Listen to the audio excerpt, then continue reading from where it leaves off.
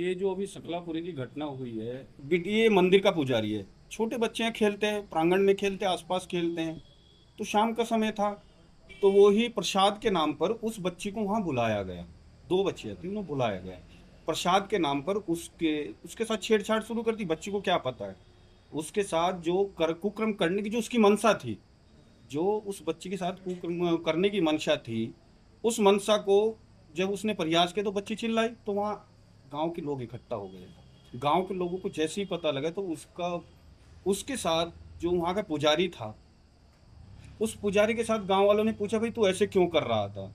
पुजारी के खिलाफ उन्होंने जो जो भी, देखो गुस्सा आता है ऐसे प्रकरण में। बिटिया है, बिटिया किसी जाति, किसी धर्म, किसी बिरादरी की तो होती नहीं है।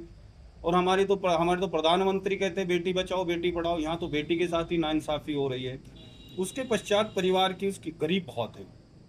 आज हकीकत तो यह है, न्याय इसलिए भी नहीं मिल पा रहा, वो गरीब बहुत है। मैंने देखा है उसके घरों पे छतें भी नहीं है।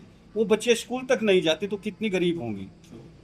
तो जब वो पता लगा तो उन्होंने तहरीर दी थाने में। थाने में कोई उसको कानून संज्ञान में लेने के लिए कोई भी वहाँ का थाना अध्यक्ष, आला अधिकारी कोई भी तैयार नहीं था। उसके पश्चात भीम आर्मी को पता लगता है, फिर जाके वो मुकदमा देता है। पोस्को एक्ट में मुकदमा पंजीकृत हुआ। SC ST में अन्य कभी गंभीर धाराओं में मुकदमा पंजीकृत हुआ।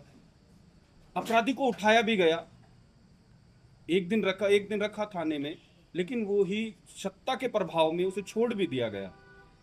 जिसको लेकर ब्राह्मण समाज ने एक कॉल दी कि हम उस पुजारी के पक्ष में कॉल दी कि हम वरिष्ठ पुलिस अधीक्षक का घेराव करेंगे।